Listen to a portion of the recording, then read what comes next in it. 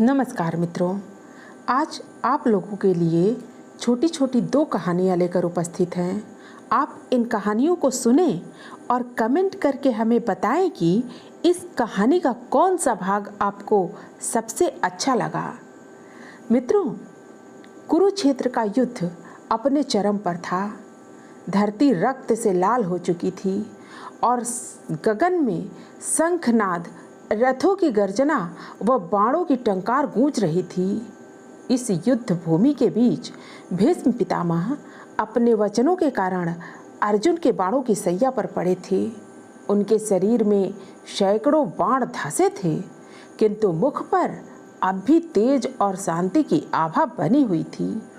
प्रतिदिन पांडव और कौरव गुरुजनों की भांति पितामह से मिलने आते और वे सभी को धर्म और नीति का उपदेश देते।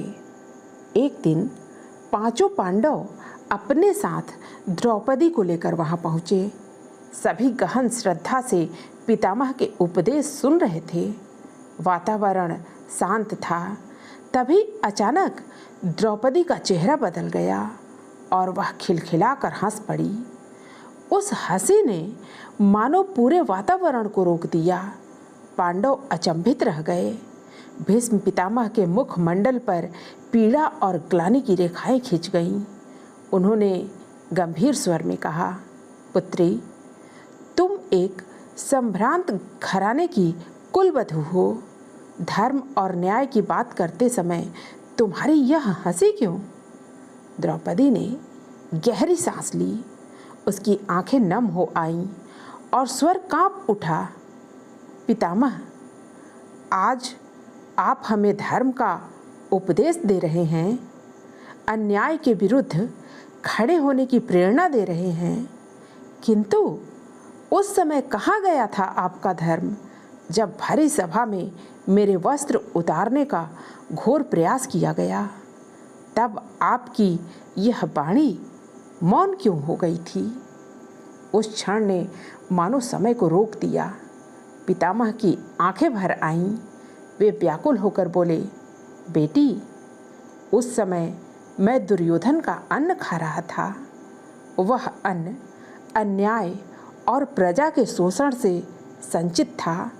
उसी अन्न ने मेरे विवेक को बांध दिया था, मेरे संस्कारों को ढक दिया था। मेरी वाणी रुद्ध हो गई थी, लेकिन अब यह अन्न मेरे शरीर से रक्त बनकर बह चुका है।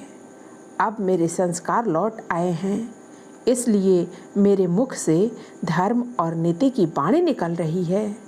याद रखो पुत्री, जैसा अन्न खाया जाता है वैसा ही मनुष्य का मन और आचरण हो जाता है।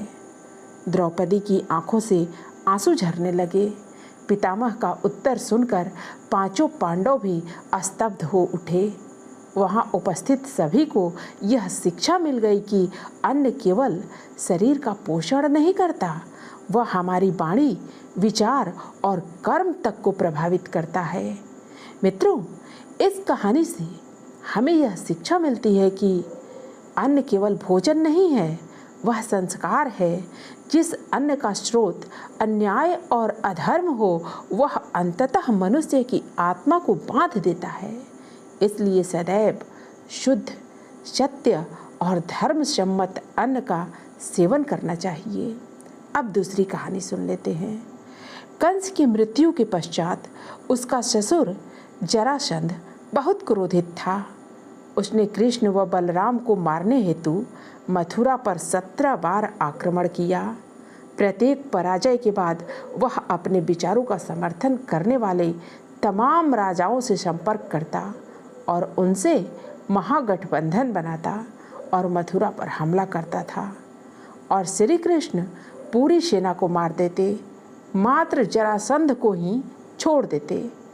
यह सब देख श्री बलराम जी बहुत क्रोधित हुए और श्री कृष्ण जी से कहा, बार बार जरासंध हारने के बाद पृथ्वी के कोनों कोनों से दुष्टों के साथ महागठबंधन कर हम पर आक्रमण कर रहा है और तुम पूरी सेना को मार देते हो, किंतु असली खुराफात करने वाले को ही छोड़ देते हो। तब हंसते हुए श्री कृष्ण ने बलराम जी को समझाया, हे भ्राताश्री, मैं जरासंध को बार बार जानबूझकर इसलिए छोड़ दे रहा हूँ कि ये जरासंध पूरी पृथ्वी से दुष्टों को खोजकर उनके साथ महागठबंधन करता है और मेरे पास लाता है, और मैं बहुत ही आसानी से एक ही जगह रहकर धरती के सभी दुष्टों को मार देता हूँ। नहीं तो मुझे इन दुष्टों को मारने के लिए पूरी पृथ्वी का चक्कर लगाना पड़ता और बिल में से खोज खोज कर निकाल कर मारना पड़ता और बहुत कष्ट झेलना पड़ता। दुष्ट दलन का मेरा यह कार्य जरासंध ने बहुत आसान कर दिया है। जब सभी दुष्टों को मार लूँगा तो सबसे आखिरी में इसे भी खत्म कर दूँगा। आप चिंता न करें भ्राताश्री। मित्रों, फिर मिलते हैं अगली प्रस्तुति में नई कहानियों के साथ। धन्यवाद।